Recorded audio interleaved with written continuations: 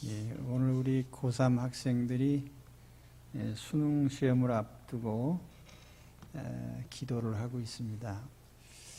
해마다 우리 수능 시험 때가 되면 긴장하고 또 이 한 번 시험으로 말미암아서 또 우리 모든 진학과 관련된 일들이 결정이 되기 때문에 아주 중요한 시험이에요.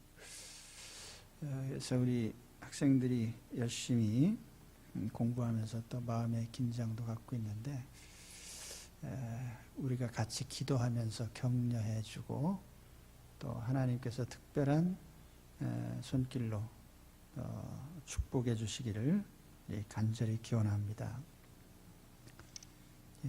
그 시험이라는 것이 없으면 좋은데 살다 보면은 시험이 항상 있어요. 그래도 요즘 보는 시험은 조금 좀 외형적으로는 좀 줄어든 편이죠. 저희 학교 다닐 땐 중학교 때부터 시험을 봤어요. 중학교 입학시험, 고등학교 입학시험, 대학교 입학, 졸업하면 취직시험 있고, 취직하면 승진시험 있고요. 그래서 시험이라는 건 일생 동안 지속이 되는 겁니다. 그래서 대학교 가서 이제 합격하면 끝나는 게 아니에요. 그 이후에도 시험은 계속됩니다. 그래서 우리가 이 시험은 어떤 놈이 만들었나 하고 원망해봐야 아무 소용도 없어요. 그 세상 살다 보면 시험은 항상 있으니까. 그래서 우리가 이 시험과 익숙해져야 됩니다. 시험이라는 게 일종의 평가인데 그 평가 기준이 뻔하잖아요.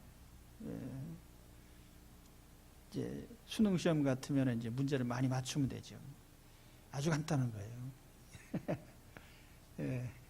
그래서 제가 기도할 때 이제 뭐라고 하냐면은 주여 아는 것만 나오게 하옵소서.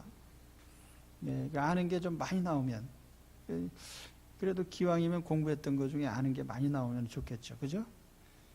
그래서 주여 아는 것 많이 나오게 해주옵소서. 또 한 가지는 또 실수하면 안 되잖아요.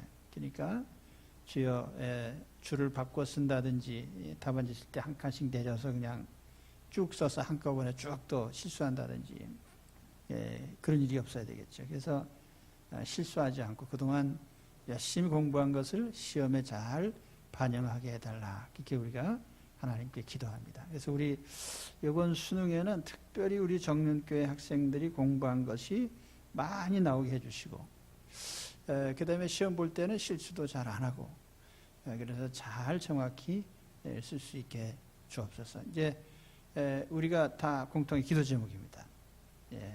그렇죠? 그러면 시험 잘 보는 거예요. 그런데 혹 모르는 게 나왔다. 그 오지선다형인가요? 모르는 게 나왔다 그러면 천상 5개 중에 하나를 맞춰야 되는데 그때는 확률 20%거든요. 주여 20% 안에 들게 하옵소서. 또 이렇게 기도할 수밖에 없는 거예요. 그죠? 그래요.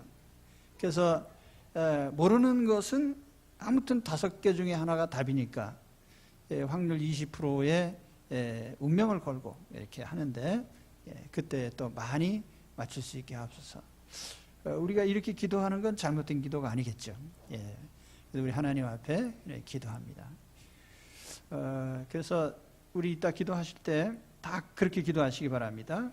그동안 공부한 것이 많이 나오게 해주시고 실수도 안 하게 하시고 또 혹 잘 모르는 것이라 할지라도 또 확률적으로 많이 맞추게 해주시고 또 혹간 잠깐 잊어먹은 것도 또 그때 생각나야 돼. 그죠? 평소에 기억하고 있다 시험 때 생각 안 나면 또 곤란한 거예요. 그래서 시험 볼 때 딱 갑자기 생각이 다 나게 해 주시옵소서. 이것도 이제 우리가 그렇게 기도하면 될 것입니다. 하나님의 도움을 받는 것이니까. 그죠? 자, 그러면서 제가 오늘 좀 더 큰 의미의 지혜와 지식에 대해서 좀 말씀을 드리려고 해요. 좀 더 큰 의미에서 우리가 살아가다 보면은 지식이라는 것이 굉장히 중요해요. 사실 우리가 이거 수능 시험 이거 왜 보나? 예. 그렇지만 사실 수능 시험 때문에 공부하는 건 아니에요. 우리가 일생 살면서 공부는 계속해야 됩니다. 공부를 하는 이유가 사실은 제일 공부하기 좋은 건 호기심으로 공부하는 거예요. 궁금해가지고 이게 이 다음은 뭐가 나올까 하고 이렇게 궁금한, 그죠? 그래, 그 궁금해서 공부하는 게 제일 잘 되는 거예요. 이게 성적도 잘 나오고 기억도 잘 되고. 그래서 그렇기 때문에 우리가 지금도 그래요. 이제 가다 보면은 생소한 말이나 이런 것들이 이제 나타나면은 저도 이제 수시로 찾아봅니다. 요즘에 인터넷 초기 화면에 보면은 너무나 감사하게도 단어만 치면은 다 사전도 나오고 뭐 나와요. 궁금하면 무조건 쳐봐. 그러면 나옵니다. 우린 옛날 세대니까 애들이 말하는 게 뭔지 잘 모르거든요. 솔까 말이 뭘까? 그래서 찾아보니까 솔직히 까놓고 말해서 줄임말이에요. 사전에는 없어요, 그게.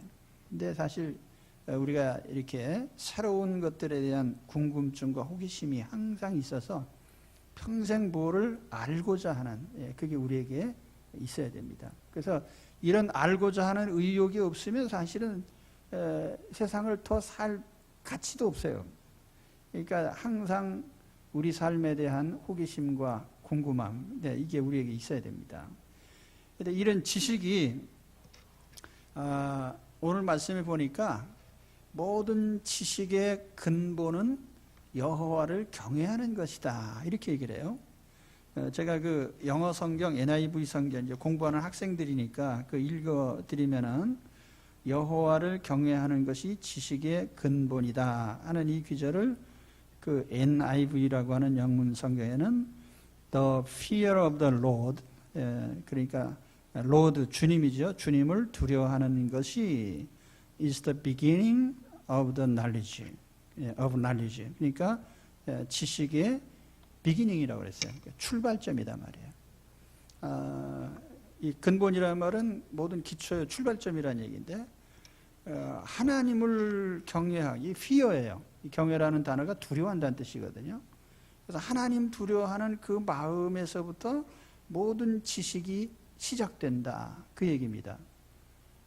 자, 이런 가정을 해봐요. 내가 지금 어떤 사람 앞에 있는데 이 사람이 굉장히 위대한 사람이에요. 자, 우리 박근혜 대통령하고 우연히 마주치게 됐다. 그러면 굉장히 긴장하고 또 놀랄 겁니다. 근데 만일 창조주 하나님과 딱 마주쳤다 했을 때는 어떻게 했어요? 이건 말할 수 없는 두려움과 경외심으로 대할 수밖에 없겠죠.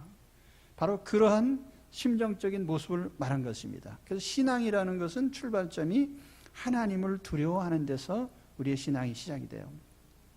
그래서 여호와를 경외하는, 창조주 하나님을 두려워하는 그것으로부터 우리가 지식의 출발이 되는데 왜 그럴까?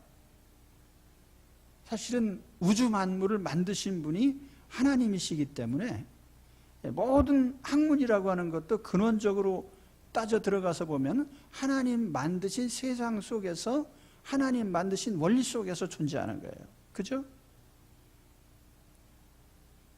아인슈타인 하면, 이과 학생 한번 손 들어보세요. 이과. 아인슈타인 하면 떠오르는 공식이 뭐죠? 예? 아인슈타인 하면 대표적으로 떠오르는 공식이 뭐예요? E는 mc 자성. E는 뭐죠? 에너지. M은 질량. C는 빛의 속도. 그래서 그 식이 말해주는 게 뭐예요?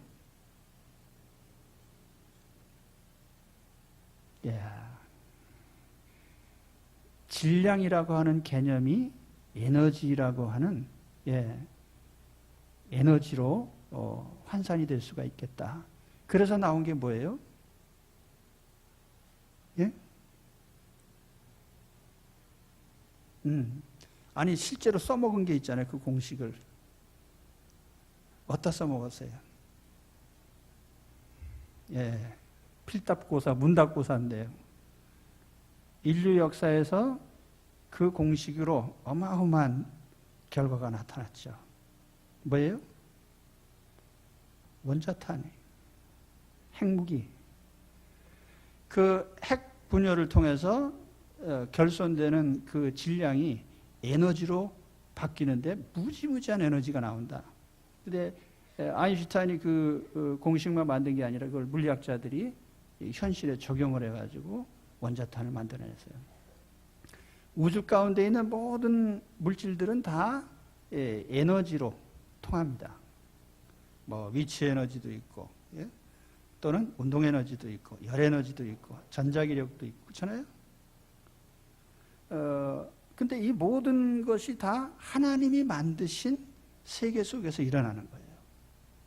그래서 자연과학자들도 어떤 학문을 하다가 벽에 부딪히면 대책이 없잖아요. 근데 이러한 모든 것을 만드신 하나님 앞에 머리를 숙여야 돼요. 그 다음에는 자, 인간 사회에 사람이 생각하는 것이, 사람이라는 존재도 하나님이 만드신 피조물이기 때문에 인간이 생각하는 건 언제나 하나님께서도 생각하실 수 있어요. 하나님 인간을 만드신 분이기 때문에. 그렇기 때문에 우리는 우리가 생각하는 모든 것에 대해서 항상 하나님 앞에 하나님 왜 이렇게 만드셨습니까? 하고 물어야 되는 거예요. 그래서 하나님을 경외하는 것은 지식의 출발점이라는 거죠. 예. 교만한 마음을 갖지 말고 겸손하게 항상 지혜를 탐구하는 마음으로. 그죠? 예. 평생 우리는 하나님 앞에서 지혜를 구하는 마음, 지식을 구하는 마음으로 나가야 됩니다. 예. 수능 시험만 잘 보려고 하지 말고요. 근데 오늘 말씀해 보니까 또 여호와를 경외하는 신앙적 차원의 얘기를 하다가 8절에 가서 보면은 부모 얘기가 나옵니다. 내 아비의 훈계를 들으며 내 어미의 법을 떠나지 말라 이렇게 말씀하셨는데, 여기 아비의 훈계라고 하는 이 기절은 영어로 뭐라고 번역했냐면 fathers, 아버지의 instruction, fathers instruction. 그리고 또 어미의 법 그랬는데 여기는 mothers teaching이라고 되어 있어요. 어머니가 가르치는 바.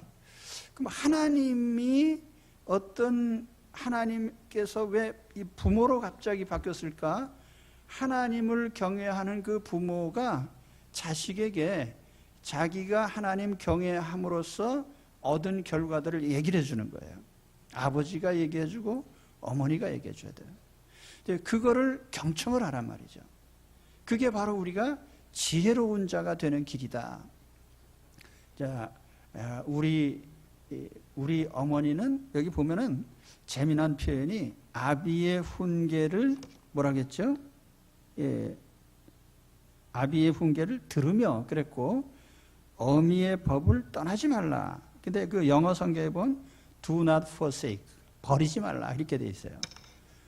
대개 아마 어떤 북의 사회에서 볼 때 아버지는 상당히 권위가 있어서 그 아버지의 명령은 강제로 듣는데 뭐 우리 어머니 말씀쯤이야 뭐 하고 잘 안 들을 수도 있겠죠. 근데 아버지나 어머니의 그 훈계나 교훈이라고 하는 것은 하나님께로부터 받은 것이기 때문에 매우 중요하다는 거예요. 아마 앞으로 나가서 살 때 사회생활도 하고 학교생활도 하고 뭐 이제 어른이 돼서 직장생활도 하고 다 할 텐데, 그때 내 인생에 중요한 것은 수능시험에 나온 것이 아니고 사실은 부모님으로부터 전수받은 그 지혜가 더 큰 지혜가 될 수 있어요. 그렇기 때문에 부모님들이 평생 경험하고 전해주는 그 가르침을 굉장히 중요하게 여기고 그 가르침을 받아야 돼요. 그 아버지는 인스트럭션이라고 해놓고 어머니 티칭이라고 해놨는데, 그 앞에 보면 훈련이라는 말로도 훈계라고 그 번역한 것은 이제 영어로는 디시플린입니다. 디사이플, 훈련하다 말이에요. 훈련. 아버지가 자녀를 훈련을 시켜요. 무슨 훈련이? 인생 훈련. 그 훈련을 우리가 배척하지 말고 받으란 말이죠. 하나님 아버지를 두려워하는 그 부모님의 신앙과 삶을 자녀들이 그 부모의 훈련을 통해서 계승을 받으라는 의미가 있습니다. 또 여기 부모의 이게 이렇게 훈련받는 것이 왜 우리의 지식과 지혜에 중요한가? 우리의 지식이라고 하는 것이 단순히 그냥 인터넷 찾아보면 나오는 사전적인 지식이 아니라 여기 말씀해 보면은 여러 가지가 나옵니다. 2절에 보면은 3절에 보면은 지혜롭게 의롭게 공평하게 정직하게 행할 일. 의와 공평과 정직과 이거는 우리 인생에 지식이라고 하는 것이 단편적인 것이 아니라 우리가 알고 배운 것이 정의롭고 공정하고 또 사랑과 관용과 하나님의 다른 다양한 성품과 연계가 돼서 이것이 하나가 될 때에 진짜 지식의 힘이 나오는 거예요. 그냥 머릿속에 아는 거 한 가지만 가지고는 절대로 우리가 이 세상을 이길 수가 없습니다.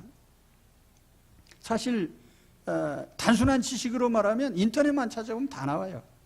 모르는 거 있으면 찾아보기만 하면 돼. 그런데 그보다 더 중요한 공의와 진실과 사랑과 정직과 이런 중요한 하나님의 성품들이거든요. 이것은 단순히 그냥 책을 봐가지고는 알 수가 없는 거예요. 부모님께 훈련을 받아야 돼요. 또 앞으로부터 먼저 경험한 사람들에게 전수를 받아야 되는 거예요. 그래서 이것이 굉장히 중요합니다. 근데 요즘 사회가 불행한 것은 지식만 강조하고 여기 따라오는 또 다른 더 많은 의미의 정의와 정직과 진실과 이런 것들도 다 넓게 보면은 하나님의 지혜에 속하는 거예요. 이것이 합쳐져야 바른 인생이 되는 거예요. 예? 단순한 한 가지만 가지고 아는 거 한 가지만 가지고 성공하려고 하면 안 되는 겁니다. 자, 예를 들어 볼까요? 이제 여러분들이 배워서 이제 대학 사회로 가면 성인이 됩니다. 그다음부터는 성인으로서 자유가 있죠. 뭐든지 내가 할 수 있을 것 같아요. 그런데 그때부터는 뭐가 중요합니까? 내 스스로가 인간관계도 맺어야 되고 내가 좋아하는 사람만이 아니라 싫어하는 사람들과도 관계를 맺어야 돼요. 직장에 들어가면 좋아하는 일만 있겠어요? 싫어하는 일도 있죠. 하기 싫은 것도 있고 만나기 싫은 사람도 있고. 그런데 이 많은 사람들과 어떻게 내가 어울려서 사회생활하고 공동체 생활할 것인가? 그건 책에 없는 거거든요. 훈련받아야 되고 전수받아야 되는데, 자, 그것이 바로 하나님의 지혜의 중요한 단면이라는 거예요. 하나님의 지혜는 전인적인 것입니다. 그렇기 때문에 단순한 한 가지 지식만을 얘기한 게 아니에요. 그래서 여러분이 수능시험을 보기 위해서 수고하고 있는데 이제 다른 면도 갖추셔야 됩니다. 내 지식을 보완할 수 있는 나의 다양한 성품, 정직과 성실과 공의와 하나님 성품에 필요한 모든 이런 것들을 같이 갖추시기 바랍니다. 그래야 진짜 실력자가 되는 거예요. 자, 시험에 떨어질 수도 있어요. 또 붙을 수도 있고. 그러나 그것이 내 인생 전체를 좌우하지는 않습니다. 중요한 것은 내가 하나님 주신 내 인생을 자신감 있게 살아가는 거죠. 제가 한번 이제 대학 졸업할 무렵이죠. 졸업 예정을 앞두고 한 번은 이제 서류 전형을 하는 데다가 냈다가 떨어졌어요. 왜냐하면 제가 이제 학교 다니면서 병도 앓고 2년 동안 다니다 말다 하고 그래가지고 또 되는 대로 학점을 받았거든요. 그래서 기타 코드로 치면은 시장 쪽 아는 사람은 알 겁니다. 시장 쪽 코드. 그걸 성적표에 그려놨으니 그 누가 좋아하겠어요? 서류 내는데. 그래서 제가 한 번 리젝트 당한 후에 뭐라고 한지 아십니까? 나 같은 인재를 못 알아본 놈들은 큰 실수를 한 거다. 그런 생각을 하고 또 한 거예요. 근데 그 다음에 제가 이제 회사 생활을 2년간 했는데 직장 생활하면서 사실은 목회자가 될 생각을 반 정도밖에 안 했거든요. 반은 헌신을 했는데 반은 결단을 못하고 있었는데, 그래서 또 더 좋은 회사로 전직할 기회가 있어서 시험을 봤는데 그때는 정말 몇십 대 1이 되는데 합격을 했습니다. 그래서 기쁜 마음으로 이렇게 하려고 하다가 목사님께서 오셔서 당신은 주의 종으로 헌신하기로 약속한 사람인데 왜 그런 결정을 했습니까? 그리고 권면을 해서 제가 밤새도록 고민하다가 포기하고 이제 신학교로 갔죠. 우리 인생에 보면은 가다 보면 여러 계기들이 나옵니다. 때로는 뭐 알아줄 때도 있고 다른 사람이 날 못 알아줄 때도 있어요. 그렇다고 해서 실망하거나 낙심하면 안 돼요. 나같이 훌륭한 사람을 왜 못 알아보느냐. 못 알아본 놈이 잘못이지. 내가 잘못한 건 아니지요.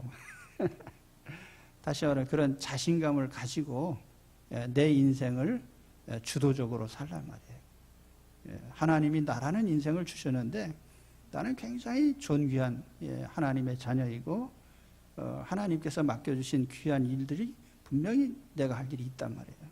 자신감을 가져야 돼요.